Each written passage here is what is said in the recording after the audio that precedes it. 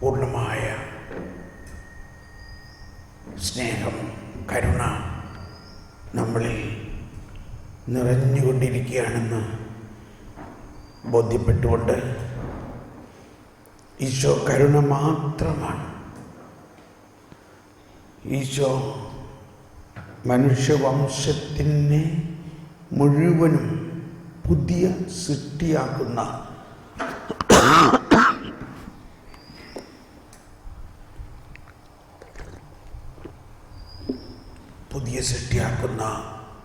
ആ പ്രവർത്തനം ഈശോയുടെ വശത്തുനിന്ന് നടത്തി കഴിഞ്ഞിരിക്കണം.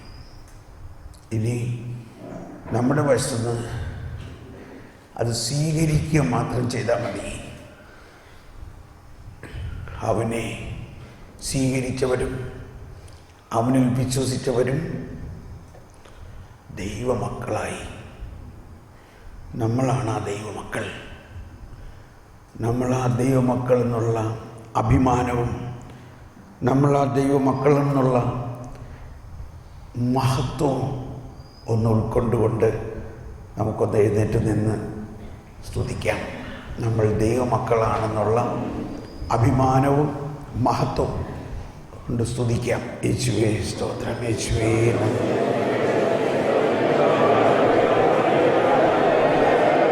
Hallelujah, hallelujah. ഓ യേശുവേ, ഞങ്ങളങ്ങ് സ്തുതിക്കുന്നു, ആരാധിക്കുന്നു, മഹത്വപ്പെടുത്തുന്നു. ഓ യേശുവേ, ഞങ്ങളങ്ങ് സ്തുതിക്കുന്നു, ആരാധിക്കുന്നു, മഹത്വപ്പെടുത്തുന്നു. ഓ യേശുവേ, ഞങ്ങളങ്ങ് സ്തുതിക്കുന്നു, ആരാധിക്കുന്നു, മഹത്വപ്പെടുത്തുന്നു. ഭാഷാവരത്തിൽ സ്തുതിക്കാം, ഹൃദയം തുറന്ന് സ്തുതിക്കാം.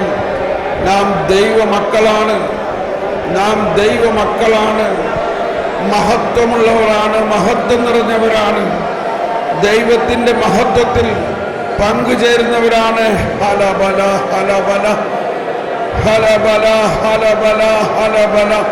ഓ യേശുവേ, ഞങ്ങളങ്ങെ സ്തുതിക്കുന്നു. ഓ യേശുവേ, ഞങ്ങളങ്ങെ ആരാധിക്കുന്നു. രാജാതി രാജാ, ഞങ്ങളങ്ങെ സ്തുതിക്കുന്നു. സകല സർവശക്തനെ ഞങ്ങളങ്ങെ സ്തുതിക്കുന്നു. കരുണാനിധിയെ ഞങ്ങളങ്ങെ സ്തുതിക്കുന്നു. സർവജ്ഞനായ ഭരണകർത്താവെ ഞങ്ങളങ്ങെ സ്തുതിക്കുന്നു. അങ്ങ് എന്റേതാണ്, ഞാൻ അങ്ങയുടേതാണ്. അങ്ങ് എന്റേതാണ്, ഞാൻ അങ്ങയുടേതാണ്.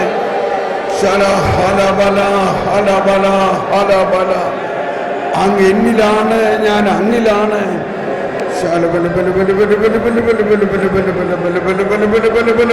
പരിശുദ്ധാത്മാവേ,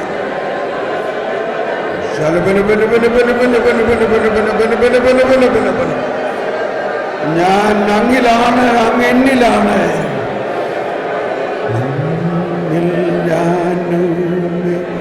എന്നിൽ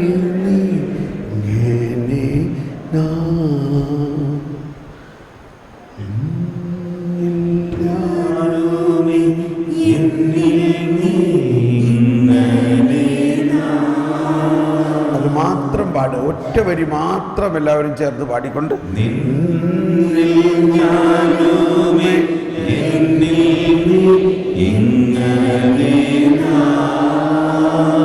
വീണ്ടും വീണ്ടും പാടും, വീണ്ടും വീണ്ടും പാടിക്കൊണ്ട്.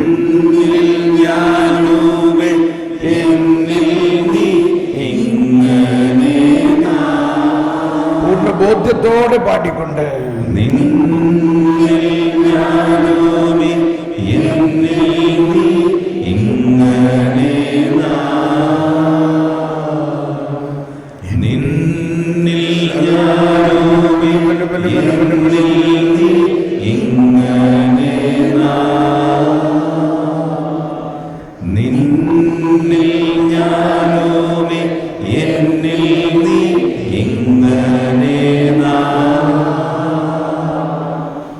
എന്റെ ആത്മാവങ്ങയോടൊട്ടി ചേർന്നിരിക്കുന്നു.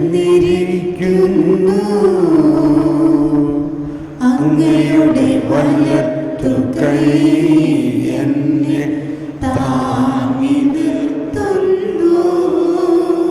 എല്ലാവരും എന്റെ ആത്മാവ് അങ്ങയോടൊട്ടി ചേർന്നിരിക്കുന്നു. അങ്ങയുടെ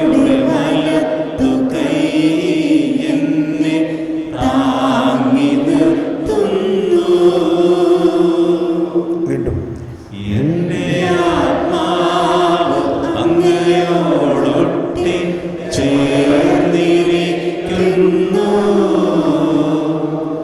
അങ്ങയുടെ വലത്തു കൈ എന്നെ താങ്ങി നിർത്തുന്നു.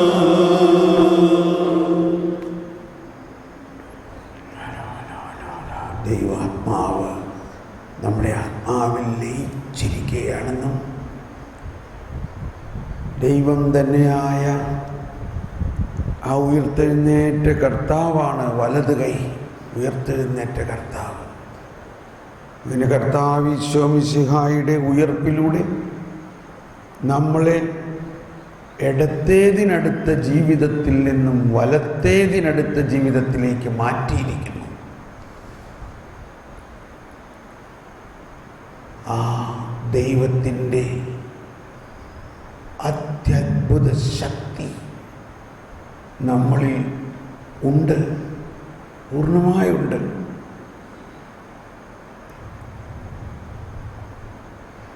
നമ്മുടെ കൂടെ ബലവാനാം കർത്താവെന്നേക്കും ദൈവം നമ്മോടൊത്തെന്നും. ഒരു ഹൃദയത്തിൽ ചേർത്ത് വെച്ച് യാക്കോബിൻ ദൈവം നമ്മുടെ തുണയെന്നും. പൂർണ്ണബോധ്യത്തോടെ ഒരിക്കൽ കൂടി എല്ലാവരും ഹൃദയം തുറന്ന് പാടിക്കൊണ്ട് നമ്മുടെ കൂടെ ബലവാന കർത്താവെന്നേക്കും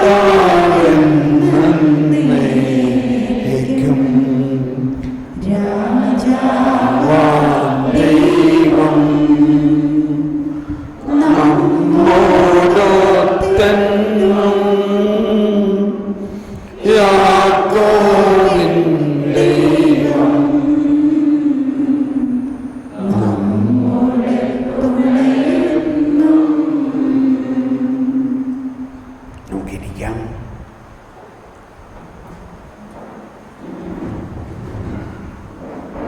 നമ്മൾ പ്രാർത്ഥനയുടെ വളരെ വിസ്മയാവഹമായ മേഖലകളിലേക്ക് കടക്കാൻ പോവുകയാണ്. നമ്മൾ മനസ്സിലാക്കി, ഇന്നലെ രാത്രി പലരും ഒരുപാട് പേര് പ്രാർത്ഥിച്ചു. 4 മണിക്ക് എണീറ്റോ എല്ലാവരും? എത്ര പേര് 4 മണിക്ക് എണീറ്റു? 4 മണിക്ക് എണീറ്റു ജ്ഞാനത്തിന് വേണ്ടി പ്രാർത്ഥിക്കാൻ പറ്റുമെന്ന് കൈപൊക്കി.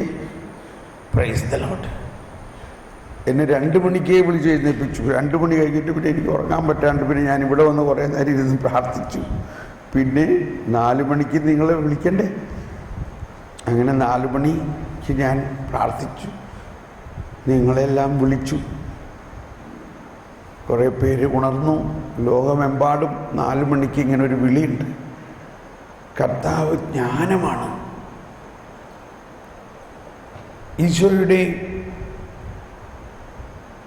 ഏറ്റവും വലിയ ഒരു രഹസ്യം ഇതാണ്.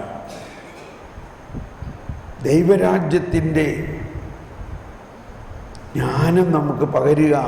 അതാണ് ഈശോ ആത്മാവിൽ ആനന്ദിച്ചുകൊണ്ട് പറഞ്ഞു, പിതാവേ, ഇതായിരുന്നല്ലോ അങ്ങയുടെ ഹിതം. എന്താണത്?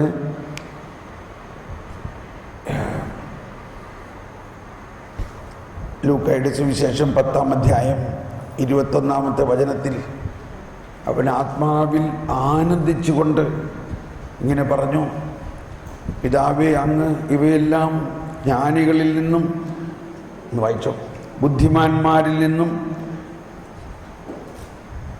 ഒളിച്ചു വെച്ച് ശിശുക്കൾക്ക് ആ സമയം തന്നെ എല്ലാവരും ശബ്ദമുയർത്തിയേറ്റ് പറഞ്ഞുകൊണ്ട് ആ സമയം തന്നെ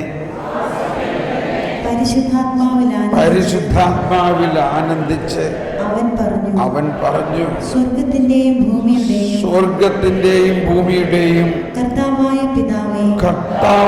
പിതാവേ, അവിടുത്തെ ഞാൻ സ്തുതിക്കുന്നു. എന്തെന്നാൽ അങ്ങ് ഇവ ജ്ഞാനികളിൽ നിന്നും ബുദ്ധിമാന്മാരിൽ നിന്നും മറച്ചു വെക്കുകയും ശിശുക്കൾക്ക് വെളിപ്പെടുത്തുകയും ചെയ്തു. അതേ പിതാവേ, അതായിരുന്നു അവിടുത്തെ അഭീഷ്ടം.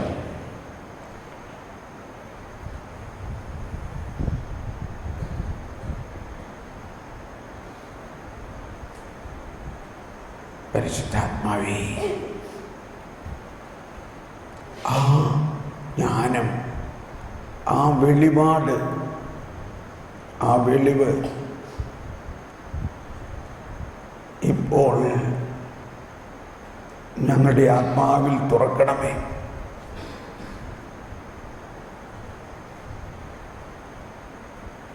ജ്ഞാനത്തിൻ ചൈതന്യമേ ഞങ്ങളിൽ വന്നു നിറഞ്ഞിടണേ. ദിവ്യദാനങ്ങളാൽ ഞങ്ങളെ നവ്യരായി മാറ്റണമേ. ജ്ഞാനത്തിൻ ചൈതന്യമേ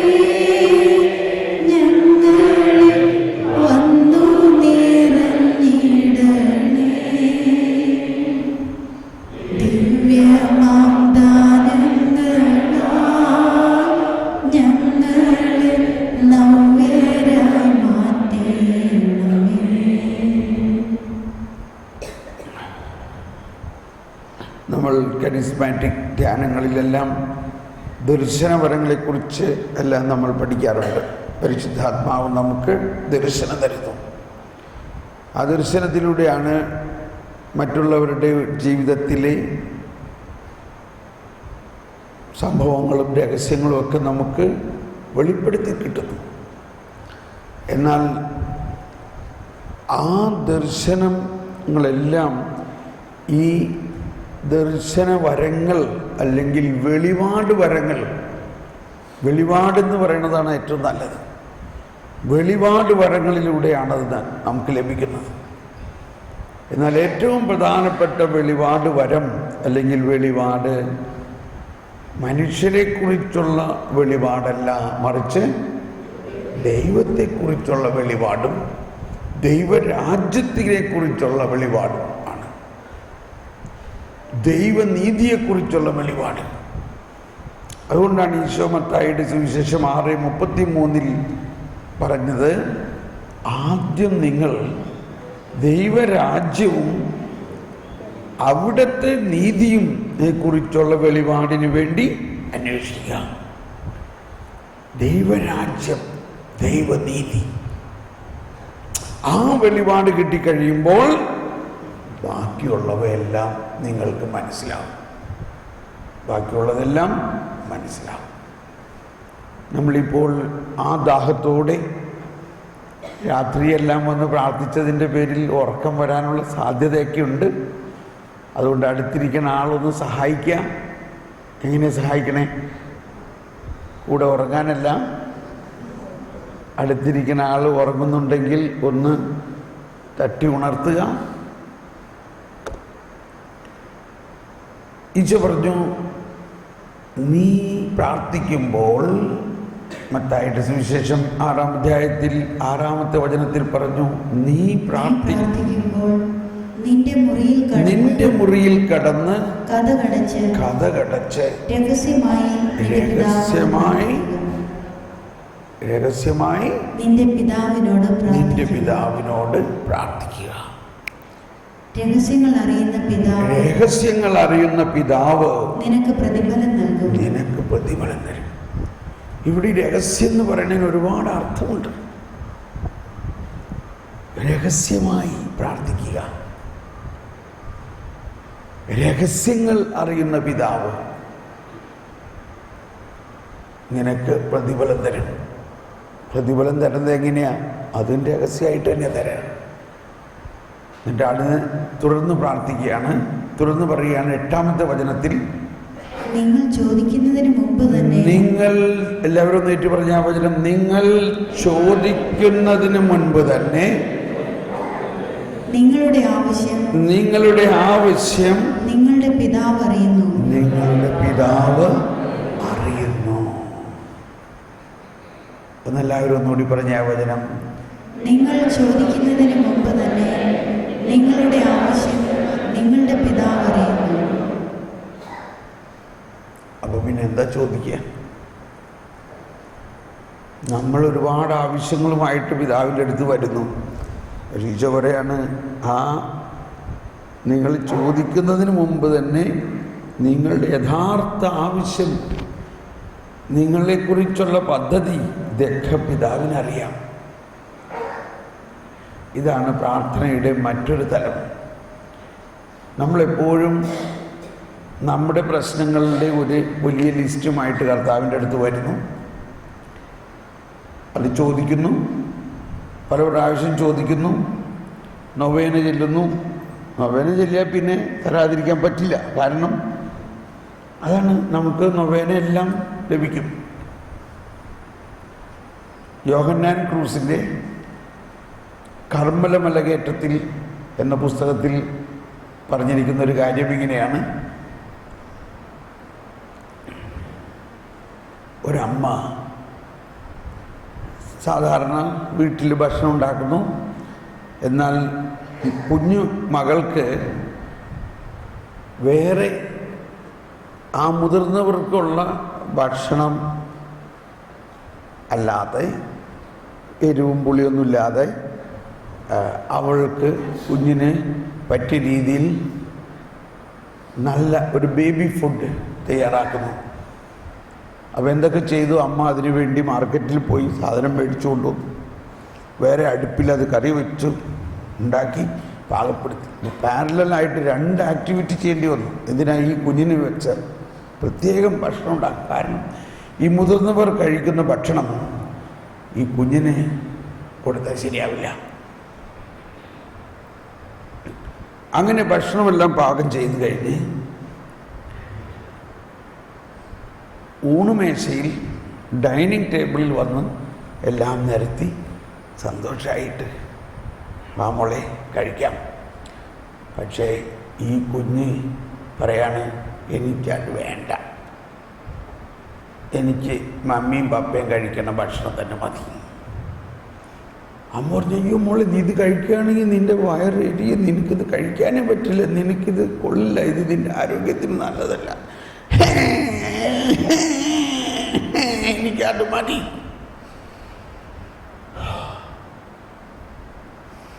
എടി മോളെ, ഇത് നിനക്ക് വേണ്ടി മാത്രം ഞാൻ ഉണ്ടാക്കിയതാണ് മുത്തേ, നീ ഇത് കഴിക്ക്. എനിക്ക് വേണ്ടെന്ന് പറഞ്ഞില്ലേ? പിന്നെ കരച്ചിലോട് കരച്ചിൽ. ഒരു പക്ഷേ 9 പ്രാവശ്യം കരഞ്ഞു കാണും. അപ്പം നമ്മൾ എന്ത് പറയുക? അതിന് നൊവേന എന്ന് പറയും. മനസ്സിലായോ? അതാണ് നൊവേന. അപ്പോൾ അപ്പം പറഞ്ഞു, അത് ചോദിക്കണത് കൊടുക്ക്, കാര്യം അവസാനിക്കട്ടെ. അല്ലെങ്കിൽ നമ്മൾക്കും ഭക്ഷണം കഴിക്കാൻ പറ്റില്ല, അത് ഒന്നും കഴിച്ചില്ലെന്ന് വരും. പിന്നെ രാത്രി അതിന് വലിയ ബഹളാവും വിശന്നിട്ട്. അതുകൊണ്ട് അത് ചോദിക്കുന്നത് കൊടുക്കുക.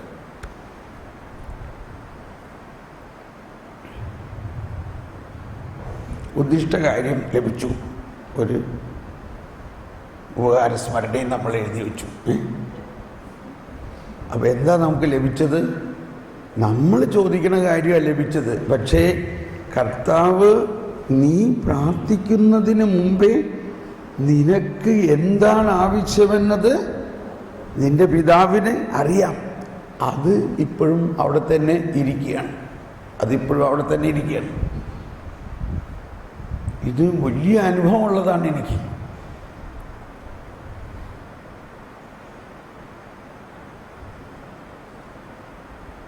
അപ്പോൾ പ്രാർത്ഥനയിൽ വളരെ വ്യത്യസ്തമായ ഒരു തലത്തിലേക്ക് നമ്മൾ നീങ്ങിയാൽ മാത്രമേ, അല്ലെങ്കിൽ നമ്മൾ ജീവിതകാലം മുഴുവനും ആ ഒരേ പ്രാർത്ഥനാ ശൈലി. അമ്മ ത്രേസ്യയുടെ ഈ അഭ്യന്തരകർമ്മത്തിൽ പറയുന്നുണ്ട്, ആ പ്രാരംഭക്കാരൻ്റെ പ്രാർത്ഥന ഒന്ന്, കുറച്ച് വളർന്നവരുടെ പ്രാർത്ഥന മറ്റൊന്ന്, കൂടുതൽ വളർന്നവരുടെ പ്രാർത്ഥന. 10 തലമുണ്ടെന്നാണ് പറയുന്നത് പ്രാർത്ഥനയ്ക്ക്. 10 തലം.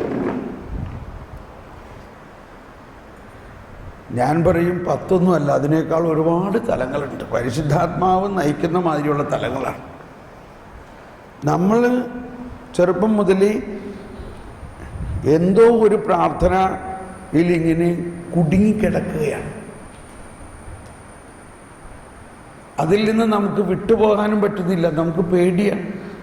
ഞാൻ ആദ്യം ത്രിത്വം എന്നിൽ തന്നെ വസിക്കുന്നു, പരിശുദ്ധാത്മാവ് എന്നിൽ തന്നെ ഉണ്ടെന്നുള്ള അനുഭവം ഉണ്ടായിട്ട് ഞാൻ പരിശുദ്ധാത്മാവിനോട് ഡയറക്റ്റ് പ്രാർത്ഥിക്കാൻ തുടങ്ങിയപ്പോൾ എനിക്ക് പേടിയായി. ദൈവമേ, ഇപ്പോൾ ഈശോ എന്ത് വിചാരിക്കുമാവോ? ഞാൻ പെട്ടെന്ന് പരിശുദ്ധാത്മാവിനോട് നേരിട്ട് പ്രാർത്ഥിച്ചാൽ. പക്ഷേ കുറച്ച് ദിവസം പ്രാർത്ഥിച്ചു കഴിഞ്ഞപ്പോൾ ഒരു കുഴപ്പമില്ല, ഈശോന് കൂടുതൽ സന്തോഷമായി. അപ്പം നമ്മളുടെ മാനുഷികമായ ചിന്തകളിലൂടെ രൂപപ്പെട്ടിരിക്കുന്ന ചില പ്രാർത്ഥനാ രീതികളെ വിടണം.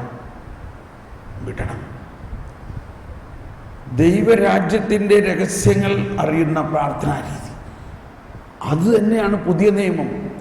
പുതിയ നിയമത്തിൽ അന്നുവരെ അവർ നടത്തിയിരുന്ന പ്രാർത്ഥനകളിൽ നിന്നും വിപരീതമായ ഒരു പ്രാർത്ഥനയാണ് ഈശോ പഠിപ്പിക്കുന്ന പ്രാർത്ഥന. വിപ്ലവാത്മകമായൊരു വ്യത്യാസമായിരുന്നു അവിടെ.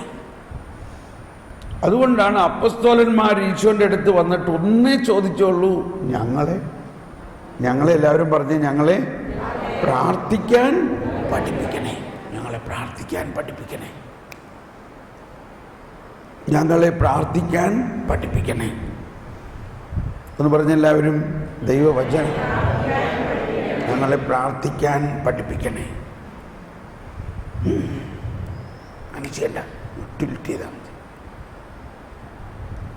ഞങ്ങളെ പ്രാർത്ഥിക്കാൻ പഠിപ്പിക്കണേ. അപ്പോൾ നമ്മളെ പ്രാർത്ഥിക്കാൻ പഠിപ്പിക്കുകയാണ് ഈശോ. നമ്മൾ സാധാരണഗതിയിൽ ഈശോ പഠിപ്പിച്ച പ്രാർത്ഥന എന്താണ്? സ്വർഗ്ഗസ്ഥനായ. ഇവിടെ അങ്ങനെ എഴുതിയിട്ടുണ്ടോ? ഇപ്പോൾ ഇവിടെ 6-ാം അധ്യായത്തിൽ 6-ാമത്തെ വചനം എന്താ പറയുന്നത്? നീ പ്രാർത്ഥിക്കുമ്പോൾ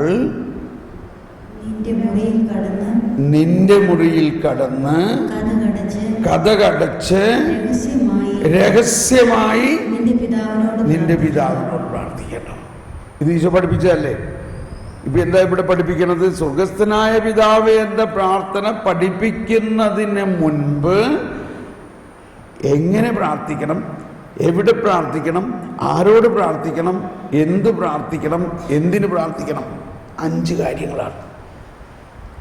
what to pray, whom to pray, where to pray, why to pray, when to pray. ഇവിടെയാണ് നമ്മുടെ വളർച്ചയുടെ മറ്റൊരു ഘടകം. നമ്മൾ ആദ്യകാലങ്ങളിലെല്ലാം വീടിൻ്റെ ഒരു ചെറിയ മുറിയിൽ പോയി കതകടച്ച് പ്രാർത്ഥിച്ചിട്ടുണ്ടാവുമായിരിക്കും. പക്ഷെ പിന്നീടെല്ലാം മനസ്സിലായത് അതല്ല ഈശോ അതിൽ നിന്നും ആഗ്രഹിക്കുന്നത്. എന്താ ആഗ്രഹിക്കുന്നത്? നിന്റെ മുറിയിൽ കടന്ന്, go in to your inner room, കതകടച്ച്. ഇതാണ് കോണ്ടംപ്ലേഷനും ഇൻറ്റിമസിയുടെയും സ്ഥലം. കണ്ടോ? അപ്പോൾ ഈശോ പഠിപ്പിക്കുന്നത് തന്നെ ആ ഒരു ലയന പ്രാർത്ഥനയിലേക്കാണ്. നിന്റെ പിതാവ് നിന്റെ ഹൃദയത്തിൽ എഴുന്നള്ളിയിരിക്കുന്നു.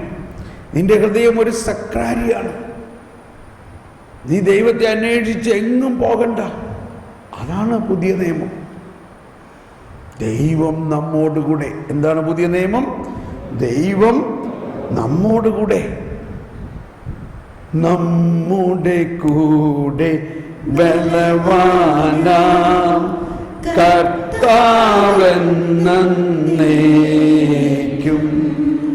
രാജ രാജാവാം ദൈവം നമ്മോടൊത്തെന്നും യാക്കോബിൻ ദൈവം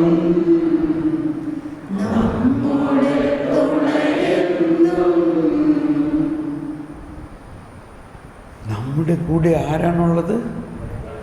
രാജാവായ ദൈവം, നമ്മുടെ സൃഷ്ടാവായ ദൈവം. ആ ദൈവം നമ്മുടെ ഉള്ളിൽ വസിക്കുന്നു എന്നതായിരുന്നു 25 വർഷം മുമ്പ് നമ്മൾ നടത്തിയ ധ്യാനത്തിൻ്റെ പ്രധാന രഹസ്യം, ഇല്ലേ? ആ ദൈവം എവിടെയാണ്? നമ്മൾ. പരിശുദ്ധാത്മാവെ പറന്നിറങ്ങണേ എന്നൊന്നും പ്രാർത്ഥിക്കേണ്ട ആവശ്യമില്ല. പ്രാർത്ഥിച്ചോട്ടോ. ഉദ്ദേശം എന്തായിരിക്കണം? നമ്മുടെ പരിശുദ്ധാത്മാവ് നമ്മുടെ ഉള്ളിൽ തന്നെ ഉണ്ട്, നമ്മുടെ ഉള്ളിൽ വസിക്കുന്നു. അങ്ങനെ നമ്മുടെ ഉള്ളിൽ വസിക്കുന്ന പരിശുദ്ധാത്മാവിനോട് പ്രാർത്ഥിക്കാനായിട്ടൊരു ഗാനം ഇല്ലാതിരുന്നത് കൊണ്ടാണ് അന്ന് അങ്ങനെ ഒരു ഗാനം എഴുതിയത്. എന്തെഴുതി? ആത്മാവേ പരിശുദ്ധാത്മാവേ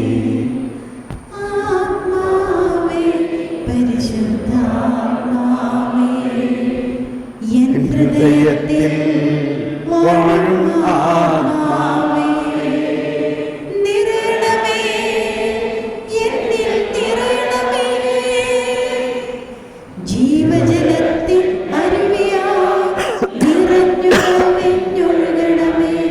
ജീവജലത്തിൽ അരുവിയായി നിറഞ്ഞു കവിഞ്ഞൊഴുകണമേ. സ്നേഹാഗ്നിജ്വാലയായി എന്നിൽ കത്തി പടരണമേ. എന്നിൽ കത്തി പടരണമേ.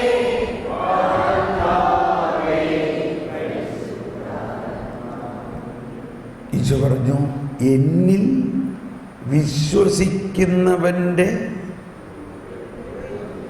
ഹൃദയത്തിൽ നിന്നും ജീവജലത്തിൻ്റെ അരുവികൾ ഒഴുകും. ഈ അരുവി എന്ന് പറഞ്ഞാൽ നമ്മളുടെ ഈ റോഡിൻ്റെ സൈഡിലൂടെ പോകുന്ന ഒരു ചെറിയ അരുവി, വെള്ളമൊക്കെ ഒഴുകണ, അതല്ലേ അരുവി എന്ന് പറയണത്? ആണോ? എന്താ അവിടെ അരുവി എന്ന് അർത്ഥം വയ്ക്കുന്നത്? ഉറവ എന്നാണ് അതിൻ്റെ അർത്ഥം. ഉറവ. എന്താ ഉറവ അരുവിയും തമ്മിലുള്ള വ്യത്യാസം? ഉറവ ഇപ്പം നമ്മളൊരു കിണർ കുത്തി, ആ കിണർ കുത്തി കഴിഞ്ഞ് കുറേ കുത്തി കഴിഞ്ഞപ്പോൾ അവിടെ ഉറവ കണ്ടിരിക്കുന്നു. ഇനി ആ ഉറവ ഒരിക്കലും വറ്റാത്ത ഉറവയായിട്ട് എപ്പോഴും ഈ കിണറ്റിൽ ഇങ്ങനെ വെള്ളം തന്നുകൊണ്ടിരിക്കും. അതിനാണ് ഉറവ. ജീവന്റെ ഉറവ തന്നെയായ ദൈവം വിശ്വസിക്കുന്നവൻ്റെ ഉള്ളിലേക്ക് അങ്ങ് വന്നിരിക്കുകയാണ്.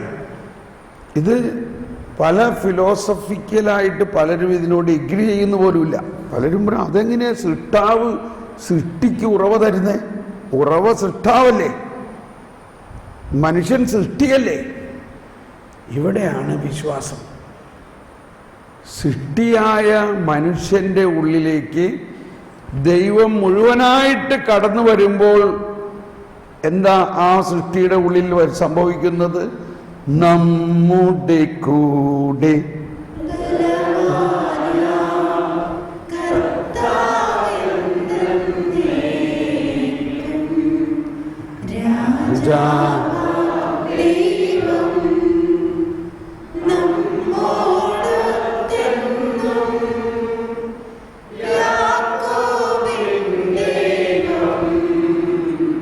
ഉറവ നമ്മുടെ ഉള്ളിൽ വന്നു.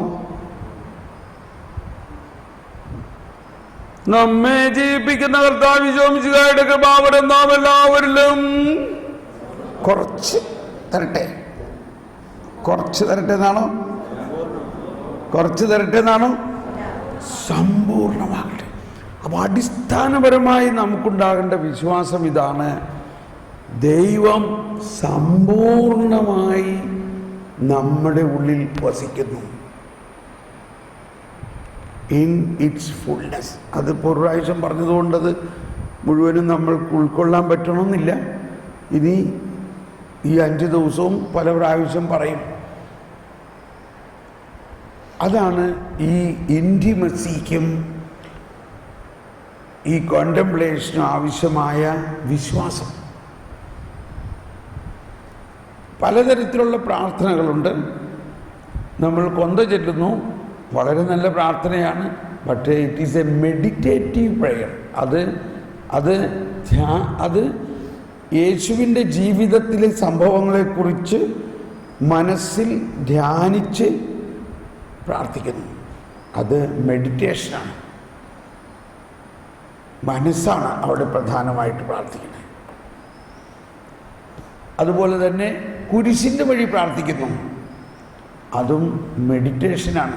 കുരിശിൻ്റെ വഴിയിൽ ഈശോ അനുഭവിച്ച വേദനകൾ അതെല്ലാം നല്ല പ്രാർത്ഥനകൾ തന്നെയാണ്. പക്ഷേ കോണ്ടംപ്ലേഷനിൽ ഒരു ചിത്രവും നമ്മൾ കാണുന്നില്ല. യേശുവിനെ ചിത്രത്തിലോ ദൈവത്തിൻ്റെ ഒരു നിഴലോ ഒന്നും കാണുന്നില്ല. എന്തുകൊണ്ടാണ്? ദൈവം എന്ന ആ ത്രിത്വൈക ദൈവം എന്ന വ്യക്തി ആത്മാവായിട്ട് നമ്മുടെ ആത്മാവിൽ ലയിച്ചിരിക്കുന്ന ആ ലയനത്തിൻ്റെ അനുഭവമാണ് കോണ്ടംപ്ലേഷൻ. ആ ലയനം. ഇപ്പോൾ വിവാഹിതരായവർക്കറിയാം, ഭാര്യയുമായിട്ട് ഊണ് കഴിക്കുന്നിടത്തിരിക്കുമ്പോഴും സ്നേഹമാണ്, TV കണ്ടുകൊണ്ടിരിക്കുമ്പോഴും സ്നേഹമാണ്, ലിവിങ് റൂമിലിരുന്ന് സംസാരിക്കുമ്പോഴും സ്നേഹമാണ്. പക്ഷേ ആ സ്നേഹം മാതിരിയല്ല ബെഡ്റൂമിൽ മണിയറയിൽ ലൈറ്റെല്ലാം അണച്ച് മുറിയിൽ കടന്ന് ഇരുട്ട് അവിടെ അവർ തമ്മിൽ ഒന്നാകുമ്പോൾ, അവർ തമ്മിൽ ലയിക്കുമ്പോൾ, അതാണ് കോണ്ടംപ്ലേഷൻ. അതാണ് മണവാളൻ മണവാട്ടി ബന്ധം എന്ന് പറയുന്നത്. ദൈവം മണവാളനും നമ്മുടെ ആത്മാവ് മണവാട്ടി. ദൈവാത്മാവെന്നിൽ നിറഞ്ഞ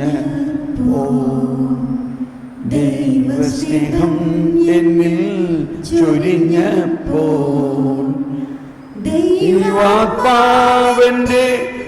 ആത്മാവിൽ ലയിച്ചു, ആബാ പിതാവെന്നു ഞാൻ വിളിച്ചു. അത് കോണ്ടംപ്ലേഷനാണ്. എൻ്റെ ആത്മാ അങ്ങയോടൊട്ടി ചേർന്നിരിക്കുന്നു. Intimacy, contemplation. ഇതാണ് ഈശോ പറഞ്ഞത്, നിന്റെ മുറിയിൽ കടന്ന് കഥ കടയ്ക്കുക. നമുക്ക് പ്രാർത്ഥനയുടെ ഈ സ്കൂളിൽ അല്ലെങ്കിൽ പഠനത്തിൽ ഏറ്റവും ബുദ്ധിമുട്ടുള്ള ഒന്ന് കഥ കടയ്ക്കുക എന്നതിനാണ്. കഥ കടയ്ക്കുക എന്ന് പറഞ്ഞാൽ എല്ലാ ചിന്തകളും വിടുക. മനസ്സിൻ്റെ ചിന്തകൾ, മനസ്സിലുള്ള ഓർമ്മകൾ, നമ്മുടെ ഇൻറ്റൻഷൻസ്, നമ്മുടെ ഇൻറ്റൻഷൻ, ലക്ഷ്യമല്ല, എന്താ ഇൻറ്റൻഷന് മലയാളം? നിയോഗങ്ങൾ. ഇപ്പം നമ്മൾ പറഞ്ഞല്ലോ, പിതാവ് തന്നെ നിനക്ക്, പിതാവിനറിയാം നമുക്ക് എന്താ വേണ്ടതെന്ന്. ആരുടെ നിയോഗമാണ് നല്ലത്? നമ്മൾ ആഗ്രഹിക്കുന്ന കുറേ നിയോഗങ്ങളോ പിതാവ് നമുക്ക് വേണ്ടി ഒരുക്കി വച്ചിരിക്കുന്ന വലിയ സമ്മാനങ്ങളോ? പിതാവ് നമുക്ക് വേണ്ടി ഒരുക്കി വച്ചിരിക്കുന്നതാണ്. പൗലോസ്ലീഹയുടെ ലേഖനത്തിൽ പറയുന്നുണ്ടെന്ന് കൊരിന്ത്യർ 2:9 പറയുന്നുണ്ടല്ലോ, കണ്ണ് കാണാത്തതും കാത് കേൾക്കാത്തതും മനുഷ്യ മനസ്സിന് നിരൂപിക്കുക പോലും ചെയ്യാൻ പറ്റാത്ത അത്രയ്ക്ക് വലിയ കാര്യങ്ങൾ ദൈവം നമുക്ക് വേണ്ടി ഒരുക്കി വച്ചിരിക്കുന്നു. അത് വേണോ? അത് വേണോ? അതാണ് നമുക്ക് വേണ്ടത്. ഒന്ന് പറഞ്ഞെല്ലാവരും ഒന്ന് കൈവീശി കാണിച്ചേ. പ്രൈസ് ദ ലോർഡ്, ഹല്ലേലൂയ, യേശുവേ സ്തോത്രം. കണ്ണ് കാണാത്തതും കാത് കേൾക്കാത്തതും മനുഷ്യ മനസ്സ് നിരൂപിക്കുക പോലും ചെയ്യാത്ത വലിയ കാര്യങ്ങൾ, ദൈവിക രഹസ്യങ്ങൾ എനിക്ക് നൽകണേ. ഇതാണ് നമ്മുടെ നിയോഗം. ഒരുപക്ഷെ ഇതായിരിക്കും 5 ദിവസം നമ്മൾ പ്രാർത്ഥിക്കുക. നമ്മുടെ മനുഷ്യബുദ്ധിക്ക് അപ്രാപ്യമായ, അതാണ് സർവജ്ഞനായ ഭരണകർത്താവും അങ്ങയുടെ ഭവനത്തിൽ വസിക്കുന്നവരുടെ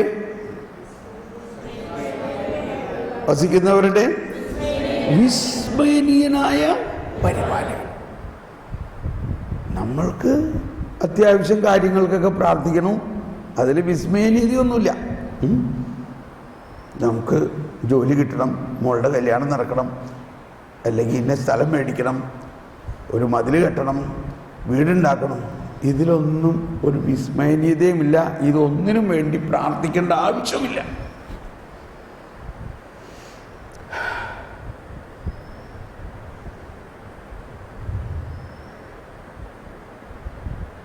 അതുകൊണ്ട് അങ്ങനെയുള്ള നിയോഗങ്ങളൊക്കെ ഉണ്ടെങ്കിൽ വിഷമിക്കേണ്ട. അതൊക്കെ താനും സംഭവിച്ചോളും, അതെല്ലാം നടന്നോളും. നിങ്ങൾ ആദ്യം ദൈവരാജ്യത്തിൻ്റെ വിസ്മയനീയതയെക്കുറിച്ച്, അത് വിസ്മയനീയമാണ്, അത് നിങ്ങൾക്ക് പിതാവിൻ്റെ അടുക്കൽ നിന്ന് നേരിട്ട് കിട്ടേണ്ടതാ. അതിന് നിങ്ങൾ ദാഹിക്കണം, നിങ്ങൾ അതിനു വേണ്ടി പ്രാർത്ഥിക്കണം. എന്തിനാ? നിങ്ങൾക്ക് അതിനുള്ളൊരു തുറവി ഉണ്ടാകണം, അത് സ്വീകരിക്കാൻ നിങ്ങൾ ഒരുങ്ങണം. അത് ദൈവത്തിൻ്റെ ജ്ഞാനമാണ്. ഒന്ന് എഴുന്നേറ്റ് നിന്നേ, എന്നിട്ട് ഒന്ന് ജ്ഞാനത്തിന് വേണ്ടി വീണ്ടും പ്രാർത്ഥിക്കാം. പരിശുദ്ധാത്മാവേ, ജ്ഞാനം നൽകണമേ. എൻ്റെ അറിവ് ഒരെള്ളോളമേ ഉള്ളൂ. എനിക്കിനി അറിയാനുള്ളത് ഒരു കടലോളമുണ്ട്.